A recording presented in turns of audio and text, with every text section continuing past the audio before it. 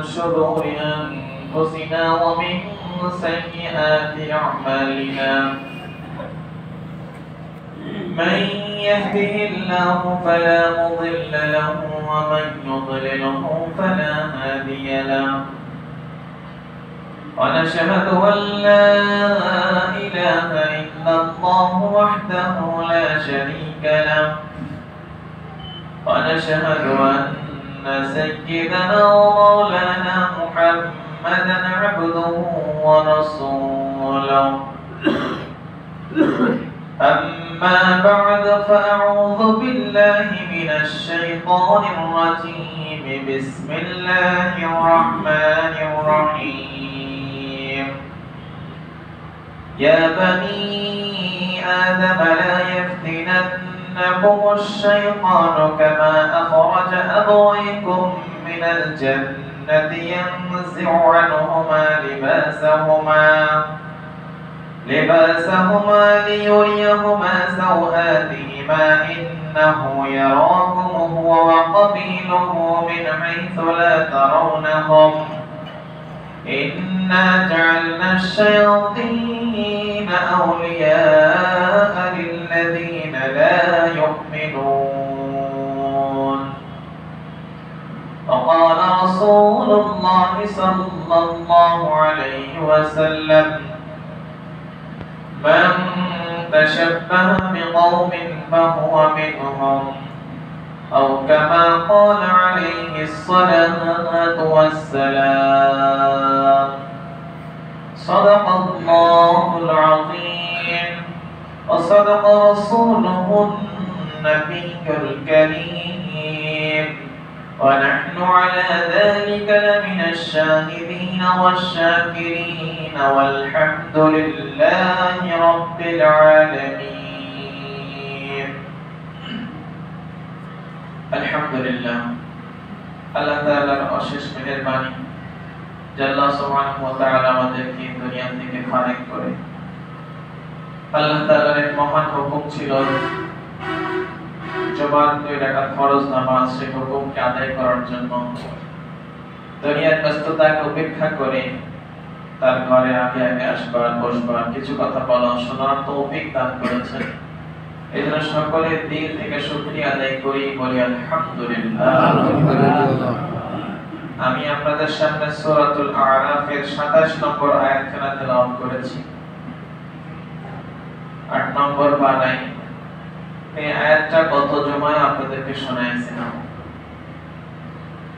এর মর্মার্থ এই আয়াত আমাদেরকে কি মেসেজ কি বার্তা দেয় এর ভিতরে সূক্ষ্ম কথা কি লুকায় আছে সে সম্পর্কে কিঞ্চিত আলোকপাত করা হয়েছিল আলোচনার শুরুতে আপনাদের কাছ থেকে একটা ওয়াদা নেওয়া হয়েছিল ওয়াদা বা একটা নিয়ত বলে ওয়াদা করলে আবার ওয়াদা পূরণ করা ওয়াজিব কারণ ওয়াদা ভঙ্গ করা এটা মুনাফিকের কাজ আর আমি ওয়াদার কথা বলবো না যদি ওয়াদা বলি তো যিনি এটা ভঙ্গ করেছেন তিনি কোন কাতারে থাকতে পারে আপনাদের কাছে বিচার আর যারা নিয়ত করেছিলেন তারা নিয়তটাকে অনেক সময় এদিক সেদিক হয়ে যায় সে নিয়তটা ছিল আমি যে কথাগুলো বলবো আপনাদের মন মতো বলবো না কোরআনের পক্ষে বলবো কোরআনের পক্ষে আপনারা সেদিন বলেছিলেন কোরআনের পক্ষে বলেন যদি কোরআনের কথাটা আমার গায়ে লাগে আপনার গায়ে লাগে তারপরও কি বলবো না বন্ধ করে দেবো বলবেন যখন ডাক্তারকে দায়িত্ব দেওয়া হয় ডাক্তার সাহেব আপনি অপারেশন করেন এখন ডাক্তার যদি দেখে যে অপারেশনের রোগী যিনি তার সামনে তার বাপ বসে আছে তার আত্মীয় স্বজন তার সাথে সম্পর্কিত বড় বড় নেতারা বসে রয়েছে ডাক্তার অপারেশন বন্ধ করে দেবে না এতগুলো লোকের সম্পর্ক নষ্ট করে তার পেটে আমি ছুরি চালাই দেব অস্ত্রোপচার করব তো ডাক্তার যেমন নাকি কারোর দিকে না তাকানোই তাকাইলেও এগুলো দেখবার বিবেচনা করার সময় থাকে না ডাক্তারের ঠিক তদ্রুপ প্রত্যেকটা মসজিদের মেম্বারের যিনি সদস্য হন ইমাম সাহেব উনিও তখন হক কথা বলার সময় ওনার নিজের দিক তাকানোর সময় থাকতে পারে কথা ঠিক কিনা বলেন যে অন্যায়টা আমি করতেছি, অন্যায়ের কথা কোরআনে আসছে, এই অন্যায়ের কথাটা আমি যখন আপনাদেরকে বলবো তো আমার কাছেও হয়তো অন্যায়টা থাকতে পারে, আমি যেহেতু অন্যায় করি তাই এটা বলা বন্ধ করে দেব। যখন নিজেকেই চিনতে পারি না আমি, সুতরাং অন্য কাউকে চেনা তো দূরের কথা। এজন্য হাদিসের কথা আছে, আল হক মরর, হক বড় তিক্ত, কিন্তু পরে যে স্বাদটা অনেক মজা।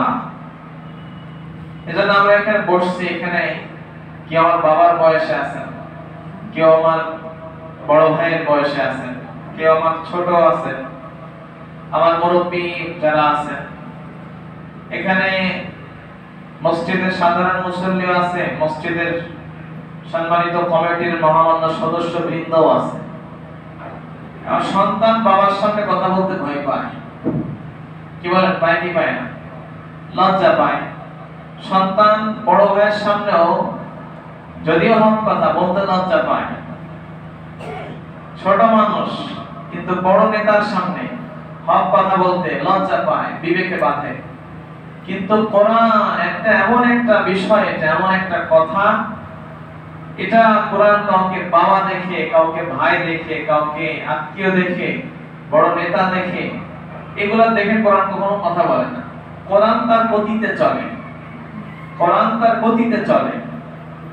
যদি কেউ এখান থেকে তার শুদ্ধটা করে নেয় তা আলহামদুলিল্লাহ, সে সৌভাগ্যবান।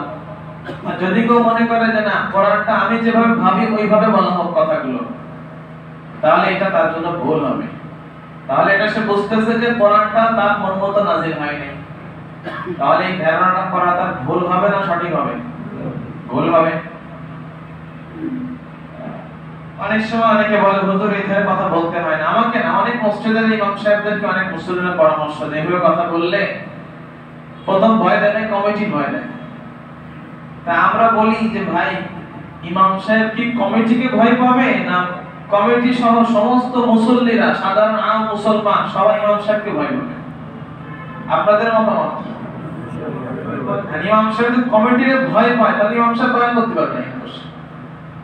কি বলেন আপনারা? ইমাম সাহেব যদি আপনাকে ভয় করে তাহলে এখানে কি জন্য বসাইছেন তাকে? এই সময় মেম্বারে যখন বসবে তখন সে ওয়ারাসাতুল আম্বিয়ার রূপ নিয়ে বসবে। তখন তার কথায় কাউন্টার দিতে গেলে আপনাকে তার বড় হওয়া লাগবে। কথা ঠিক কিনা বলেন? হ্যাঁ। এজন্য আপনারা বলেছেন যে যা বলবেন কোরআন মতে বলবেন, হাদিস মতে বলবেন, সেটা যদি আপনার গায়েও লাগে তাও বলবেন। কথা ঠিক তো? কিন্তু বাইরে তো ভিন্নটা হয়। আমি বলতেছি না, ওয়াদা করতেছেন আপনারা, আপনারা ডাইরেক্ট যা শুরু করে দেন বাইরে। এটা করবেন না। এই কথাগুলো কিন্তু আমি বলি না, এটা আল্লাহর কোরআন কথাগুলোকে আমরা ব্যাখ্যা করে বোঝাই আপনাদেরকে। এখানে আমার ব্যক্তিগত চারণা পয়সার কোনো স্বার্থ নেই। সম্পূর্ণ স্বার্থ থাকলে এর ভিতরে আপনারও স্বার্থ আছে, আমারও স্বার্থ আছে, আখিরাতের স্বার্থ। আপনার ঈমানের হেফাজত করা। যেহেতু আল্লাহ তাআলা আমাকে বিসিএস ক্যাডার না বানায়, আমাকে ইমাম বানাইছে। কথা ঠিক কি না বলেন? আমাকে চাইলে আল্লাহ বিসিএস ক্যাডার বানাতে পারতেন কি পারতেন না? ম্যাজিস্ট্রেট আমার বাপ বানাতে পারতেন কি পারতেন না? আল্লাহ যে জেহেন, যে শক্তি দিয়েছে, এটা দিলে আমি একটা জাজ, একটা ব্যারিস্টার হতে পারতাম, একটা ডিসির পর্যায়ে যেতে পারতাম। পারতাম কি না বলেন? আরে যেই সিনার মধ্যে পুরো কোরআন শরীফ সেভ করতে পারে, সেই কোরআন এবিসিডি সেভ করতে পারবে না? কি বলেন আপনারা? কোরআনটা তো আল্লাহর কালাম, আর বাকি সব তো মানুষের কথা। এর ভিতরে ভুল থাকতে পারে। একটা ডিসি কে আমরা সম্মান করতে বুঝলাম, আর একটা আলেমের মর্যাদা বুঝলাম না, এটা তার জন্য ভুল হবে। হ্যাঁ, আজকে আপনি আলেমকে আপনি দুনিয়াতে টাকা দিয়ে ঠকাইতে পারেন। আজকে আপনি দুনিয়াতে আলেমকে পদমর্যাদাতে ঠকাইতে পারেন, শক্তি প্রয়োগ করে ঠকাইতে পারেন, যুক্তি খাড়া করে ঠকাইতে পারেন, কিন্তু আপনি একজন আলেমের সামনে ইলম দিয়ে কখনো ঠকাইতে পারবেন না। আর যেই সম্পদ আল্লাহ আলেমের ইলমের ভিতরে দান করেছেন, ওটা নিয়ে দুনিয়াতে আপনার সাথে বোঝাপড়া আছে। যদি আলেম আপনার অর্থের সামনে, পদমর্যাদার সামনে, আপনার দাপটের সামনে হেরে যায়, ময়দানে সাক্ষাৎ হবে আপনার সাথে। কথা ঠিক কিনা বলেন? এজন্য বাবুগিরি এগুলো আমাদের মতো দুর্বল মানুষের জন্য মানায় না। 2 দিনের নেতৃত্ব পেয়েছেন, এই তো দুটো টাকা হয়েছে, এই তো দিছে কে টাকাটা আপনাকে? আরে লাগে তো আপনার 10,000 টাকা মাসে, কামাই করেন 1 লাখ টাকা, বুঝেন না কেন 90,000 কেন আপনাকে বেশি দিতেছে? আমার কথা বুঝতেছেন না আপনারা? এগুলো টাকার গরম দেখানো, এটা ভুল হবে আপনার। কয় টাকা দিয়ে পাঠাইছেন কোটিপতির কবরে? কত কোটিপতি চলে গেছে, কত নেতা কবরে জানাজা পড়েছি, জানাজা পড়ে কবর দিয়েছি, কত প্রধানমন্ত্রী রাষ্ট্রপতি কবরস্থ হয়ে গেছে, একটা চেয়ারও তার কবরে দিতে পারি না। এজন্য আলেমের সাথে বাড়াবাড়ি করতে গেলে 1000বার হিসাব করে আসা লাগবে আমাকে। আমার কথায় কষ্ট নেবেন না আপনারা, কষ্ট নিতেছেন নাকি?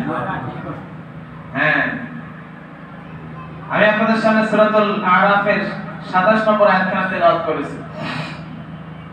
এই আয়াতের মধ্যে আল্লাহ তাআলা বলেন, গত জুমার কথা আবার রিপিট করতেছি, বলার দায়িত্ব আমার, আর আমারটা কি আপনি মানবেন না আমারটা আমি মানবো? কথা বলেন একটু। আর আপনাদেরটা কারা মানবে? আপনারাই মানবেন, কিন্তু বলার দায়িত্ব কার? আমাদের দায়িত্ব। এই বলতে গিয়ে অনেকে জেলে এখনো ঢুকতেছে, জেল খাটতেছে। যদি তারা জেল খাটনির ভয় পেত তাহলে হক আমাদের কাছে আসতো? আরে 80,000 আলেমকে তো গাছে ঝুলিয়ে ফাঁসির কাছে ঝুলাই দেওয়া হয়েছে। তারা কি মারা গেছে না বেঁচে আছে? তারা মরেও বেঁচে আছে, তারা মরে গেছে, কিন্তু একটা মৃত্যু তারা দেখাই দিয়ে গেছে। যদি এতটুকু ভয় আলেমের দিলে থাকে তাহলে ওর এলেম দিয়ে কোনো কাজ হবে না। এজন্য আমাকে আপনারা ভয় দেখাইতে পারবেন না। আলহামদুলিল্লাহ, আল্লাহকে ভয় করি, বাকি দুনিয়াতে চলার পথে হিকমত অবলম্বন করি। বাকি আপনি বলতে পারবেন না যে হুজুর আমাকে ভয় করে, বরং আমি একজন সাধারণ মানুষের বলতে পারবো যে আমি হুজুরকে ভয় করি।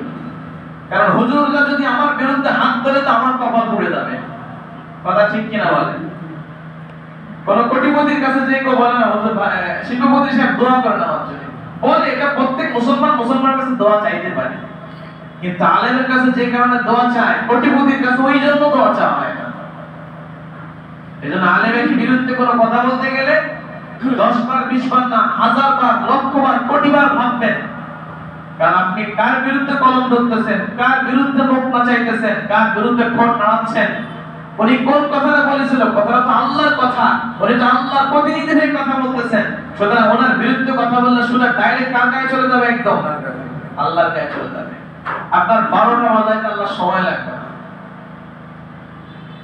আল্লাহ বলেন, ইয়া বানি আদম লা ইফতিনান্নাকুম আশ-শাইতানু কামা আখরাজা আবাওয়াইকুম মিনাল জান্নাতি ইয়ানজি'ু আনহুমা লিবাসাহুমা লিয়ুরিয়াহুমা সাওআতিহিমা ইন্নাহু ইয়ারাকুম হুয়া ওয়া ক্বাবিলুহু মিন হাইথু লা তারাওনাহুম ইন্না জা'আলনা আশ-শায়াতিনা আওলিয়া'a লিল্লাযীনা লা ইউমিনুন।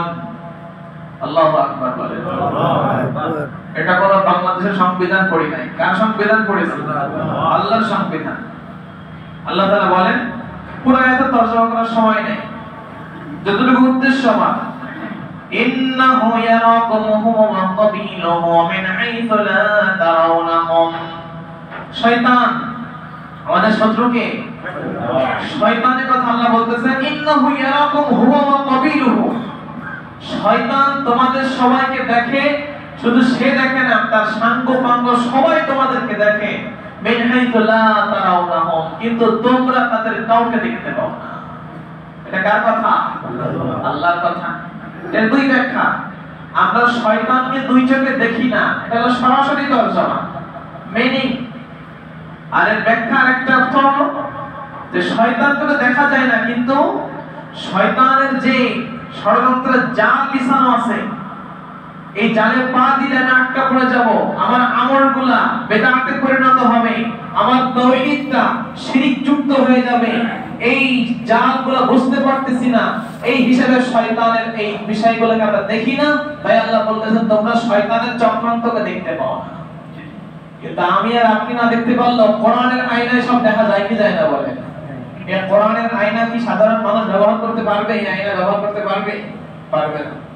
বিজ্ঞ লোক ছাড়া, এক্সপার্ট লোক ছাড়া ওই আঙ্গুল দিয়ে চোখ লাগায় যদি অনুবীক্ষণ যন্ত্র দিয়ে দেওয়া হয়, পারদর্শী লোক ছাড়া এই কাজ যেই কাজে লাগে সে কোনো কিছু বের করতে পারবে? একটা বাবার শুক্রকীটের মধ্যে কয়টা বাচ্চার কীট পড়ে আছে এটা কোনো মানুষ, সাধারণ মানুষের পক্ষে বোঝা সম্ভব না? ওই লেভেলের একজন এফসিপিএস এফআরসিএস বড় একজন ডাক্তার হওয়া লাগবে আপনাকে। হ্যাঁ, তো শয়তানের এই জালগুলা কোরআন হাদিসে বলা আছে, আল্লাহ ও তার রাসূল বুঝাই দিয়ে গিয়েছিলেন। এগুলো আমাদের বোঝার শক্তি নাই, উলামা একরাম বুঝাই দিতেছেন। এখন এই বুঝাই দেওয়ার পরেও বলতেছে যে সুদ খেয়েন না, তারপরেও সবাই কি মানে না? কিছু মানুষ খায় তারপরেও। এটা তার ব্যাপার, এটা তার ব্যাপার। অবৈধ নারীর দিকে তাকাবেন না, আল্লাহর কোরআনে বলা আছে। তারপরেও যিনি বলতেছেন তিনিও তাকায়, আবার যাকে বলা হচ্ছে সেও তাকায়, এটা তাদের ব্যাপার। কথা ঠিক কিনা? কিন্তু মানার হেফাজত করবে কে বলেন না? আল্লাহ। আপনার নিয়ত করে চেষ্টা করতে হবে।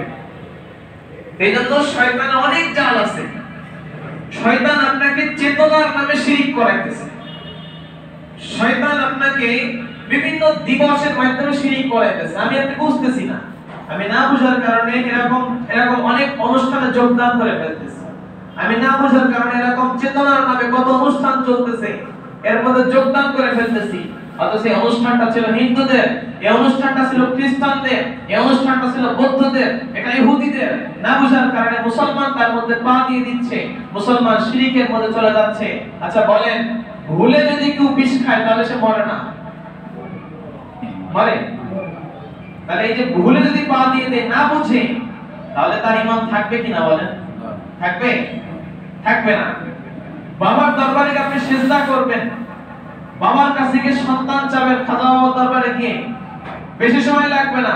আল্লাহ একদম বলে চাওয়ার সাথে সাথে আপনার ঈমান ক্রস করে যাবে। নাউজুবিল্লাহ। বাবা মাকে সন্তান দাও, বাবা মাকে সম্পদ দাও। শাহজালালের মাজারে চলে যাচ্ছেন, শাহজালাল বাবা আমি নেতৃত্বে দাঁড়াইছি, এমপি ইলেকশন, মন্ত্রী আমি মেম্বারে দাঁড়াইছি, চেয়ারম্যান আমাকে জয়যুক্ত করে দাও। এই বলার সাথে সাথে ঈমানে ক্রস করে যাবে, এক সেকেন্ড দেরি লাগবে না। এমনকি আকীদা পোষণ করার সাথে সাথে ঈমান চলে যাবে, মুখে বলা লাগবে না। আপনি বাড়ি থেকে গাড়িতে উঠলেন কি জন্য? দরবারে যাবেন, দরবারে যাবেন। এই ওই নিয়ত করার সাথে সাথে আপনার ঈমানের মধ্যে ক্রস পড়ে গেছে। কথা বুঝেন কিনা আপনারা? এই কথাগুলো তো আপনাদেরকে ওলামা একরাম বুঝায় না দেয়, তাহলে কি করেন? আপনি দেওয়ানবাগে মুরিদ হয়ে যাবেন, যে বলে ফাতেমা আমার স্বামী, এই আমার স্ত্রী। মাঝে মাঝে নিজেকে আল্লাহ দাবি করে, আবার সে বলে আল্লাহ তাআলার বডি আছে, আমরা আল্লাহর পা না থাকলে পায়ে সিজদা করি কি করে? নাউজুবিল্লাহ পড়ে। সে আল্লাহর আকার সাব্যস্ত করে। একটা আল্লাহর আকার সাব্যস্ত করলে হাজার প্রশ্ন তার সামনে চলে আসবে, একটা প্রশ্নের জবাবও সে দিতে পারবে না। এই সমস্ত বিভিন্ন জাল, কাদিয়ানি ফিতনা, কাদিয়ানি ফিতনা আমাদের ঈমানকে নষ্ট করে ফেলতেছে। হিজবুত তাওহীদ নামটা কত সুন্দর, কিন্তু হিজবুল শিরিক এটা। এই দলে যে যোগদান করবে তার ঈমান নষ্ট হয়ে যাবে, কাদিয়ানিতে যে যোগদান করবে তার ঈমান নষ্ট হয়ে যাবে। ব্যাখ্যা করে বোঝানোর সময় তো এই 20 মিনিট 25 মিনিট হয় না। এই সম্পর্কে আমি আপনাদের সামনে বর্তমান সমসাময়িক কিছু কথা। আল্লাহ নবী যখন হক কথা বলা শুরু করলেন, 40 বছর পর্যন্ত মুহাম্মদ আলামী, কথা ঠিক কিনা বলেন?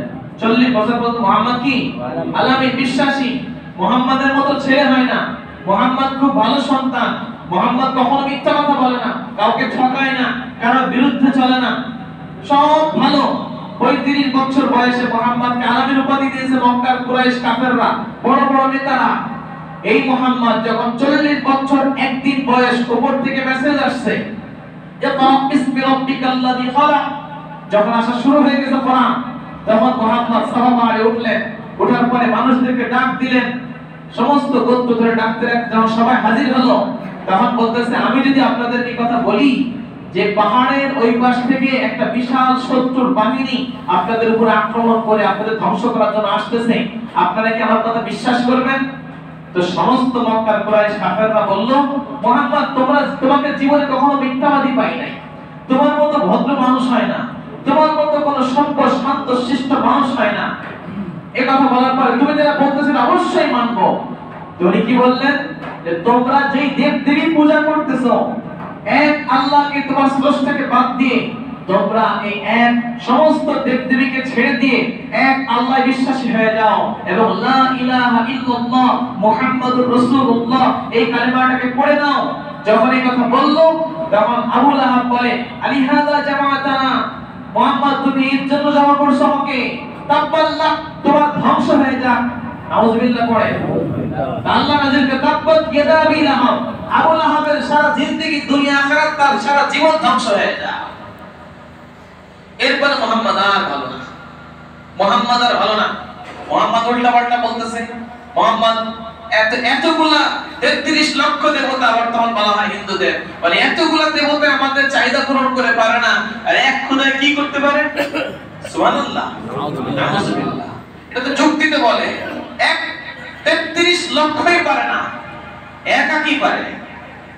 এই যুক্তিটা আমাদের বাস্তবিক যুক্তির সাথে মিল খায় কিনা বলে, এটা সে ধরে নিলেন। এরপর মুহাম্মদ আর ভালো না, বাইতুল মামুনের ইমাম সাহেব 6 মাস 8 মাস 10 মাস ধরে মসজিদের বয়ান করতেছে। এই পর্যন্ত ইমাম সাহেব ভালো ছিল, হুজুর খুব ভালো কথা বলে, হুজুরের কথাই বেশ হুজুর মানুষের মন নরম হইতেছে, মানুষ খুব দান করতেছে, হুজুর খুব ভালো, এই ভালো। আপনারা বলেছেন কিনা বলেন? আমি আপনাদের এই ভালোটা শোনার জন্য আমি এখান থেকে বয়ান করি। আমার জিম্মাদারি, আমার দায়িত্ব, মসজিদে আল্লাহ দায়িত্ব দিয়ে রেখেছে, এটা আমার কর্তব্য। আমি বয়ানের মাধ্যমে কোরআন হাদিস নিয়ে কথা বলেছি, আমি আর যতটুকু তৌফিক আল্লাহ দিয়েছে আমি দিয়েছি, আপনারাও দিয়েছেন। এই সব কিছুর কারণে ওয়ালা জাত একমাত্র কে? আল্লাহ। যেই যখন কোনো একটা সিচুয়েশন তৈরি হয় আপনাদেরকে সতর্ক করি, ওই সময় হুজুরের ভালো না, তাহলে ওই তৎকালীন সময় কাফেরের সাথে ওই লোকটার কোনো পার্থক্য থাকে? বলেন না আপনারা, খুব সাবধান। আবু লাহাব বিদায় নিয়ে নিয়েছে, কিন্তু আবু লাহাবের চরিত্রের লোক এখনো দুনিয়াতে আছে না নাই বলেন? নমরুদ বিদায় নিয়েছে, বড় বাদশা। ফিরআউন বিদায় নিয়েছে, বড় বাদশা। কারুন বিদায় নিয়েছে, বিশাল ধনী, বিশাল শিল্পপতি। আর হামান বিদায় নিয়েছে, আবু জাহেল বড় নেতা। আপনি কতটুকু নেতা হয়েছে? আপনার থেকে পুরো মক্কার নেতা, আরবের নেতা ছিল, সব বিদায় নিয়েছে, কিন্তু ওদের মতাদর্শের সেই সাঙ্গ পাঙ্গ এখনো দুনিয়াতে আছে না নাই বলেন? এর মধ্যেও আছে, আমার সামনে বসে আছে। আমি জানি আল্লাহর নবীর দরবারে মুনাফিকরা বসে থাকতো। নবী জানতেন কিনা বলেন? সবাই জানতেন, চিন্ত এটা মুনাফিক, এটা মুনাফিক, এটা মুনাফিক। আমার আম্মু যার দিকে যায় সে মনে করে না হুজুর আমারে টার্গেট করে। আমি উদাহরণ দিয়ে বলতেছি, একদিক জাহান্নাম একদিক জান্নাত করলে কয় আমার দিক জান্নাত, জাহান্নামের হাত এসেছে আল্লাহ জানি না। হুজুরের এতটুকু ইশারা ভয় পান আপনি, কিন্তু হুজুরের বিরুদ্ধে কি বলতে সময় লাগে না। কথা ঠিক কিনা বলেন? যেই লোকটা আমাদের বিরুদ্ধে কোরআন হাদিসের অপব্যাখ্যা চালায়, এই লোকটা সম্পর্কে আপনাদের সতর্ক করার দরকার আছে কিনা বলেন? আমার কাছে তো সময় নাই।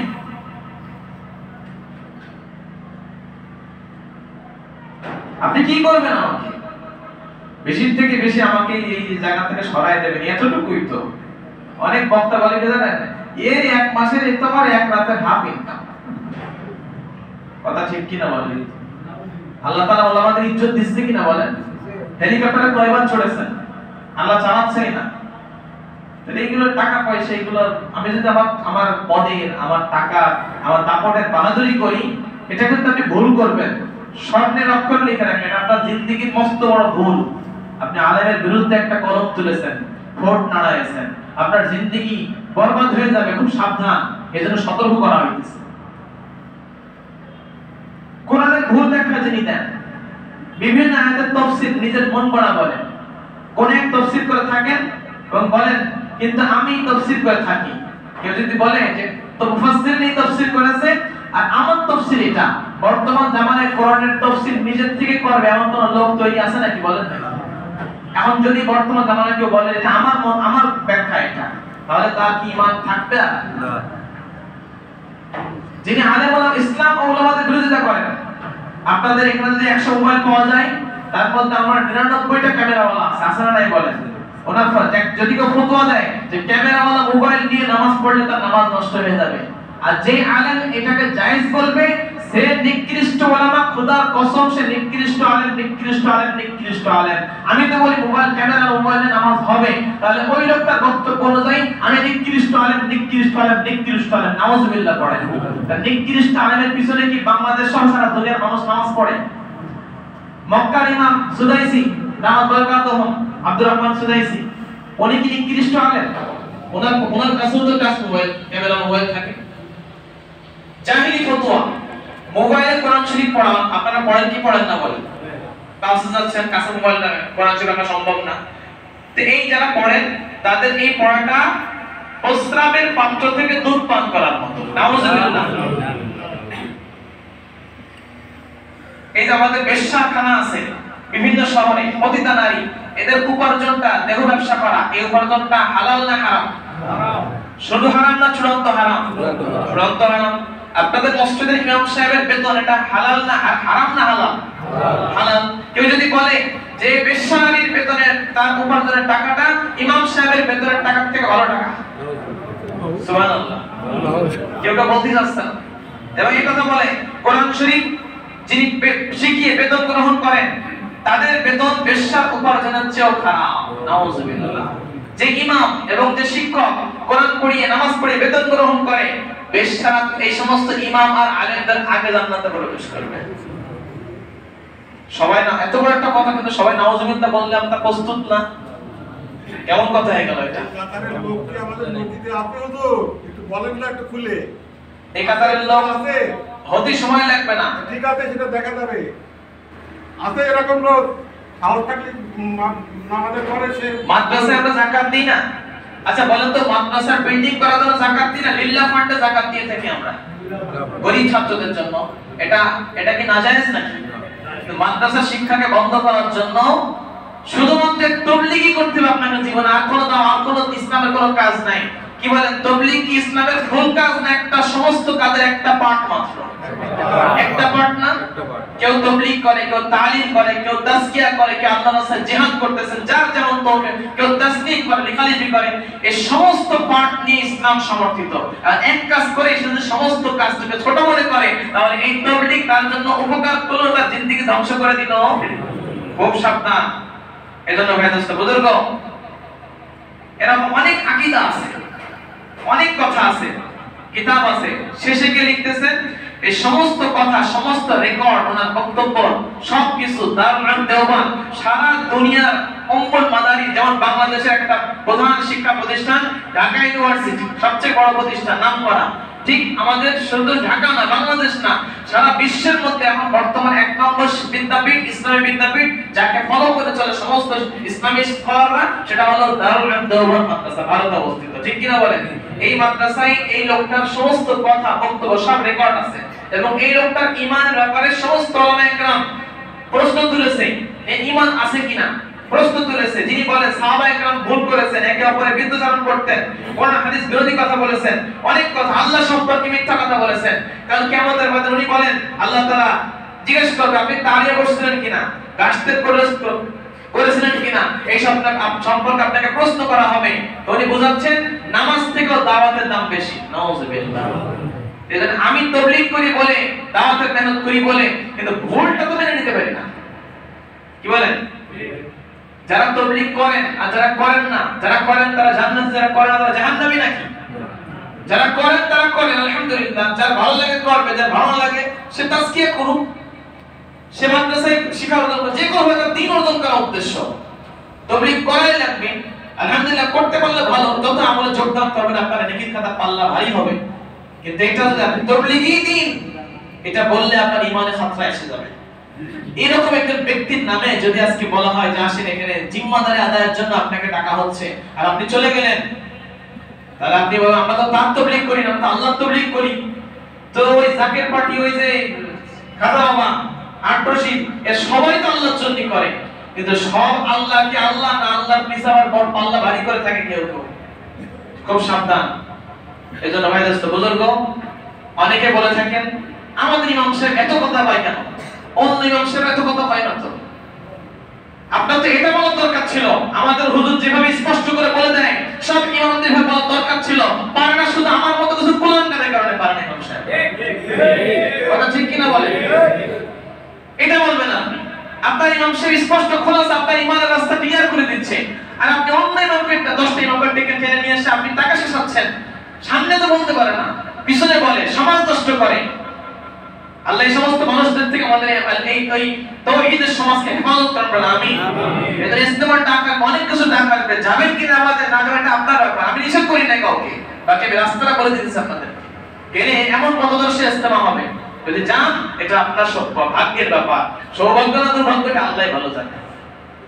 ইন্নাহু ইয়ারাকুম হুয়া ওয়া কাবিলুহু মিন হাইসু লা তারাউনাহুম, আল্লাহ বলেন শয়তান তোমার জন্য হাজারো জাল বিচার রাখছে, বড় বড় রুমাল পাগড়ি পরে ওলামা একরাম সেজে বড় বড় পীর হয়ে তোমার ঈমান ধ্বংস করবে, এমন পীর আছে না নাই বলেন? আমি কি শুধু কি ইস্তেমালের কথা বলতেছি না, সার্বিক লাইন আপনাকে শিক্ষা দিতেছি, একটা একটা করে বোঝাবো। আল্লাহ আমাদের সকলকে সহিহ বুঝ দান করেন, দ্বীনকে দ্বীন মনে করে চলার তৌফিক দান করেন এবং দ্বীনের সহিহ বুঝ দান করেন এবং সমস্ত সমালোচনাকারীদের থেকে আমাদের ঈমানকে হেফাজত করুন, আমিন। ওয়া আলহামদুলিল্লাহি রাব্বিল আলামিন।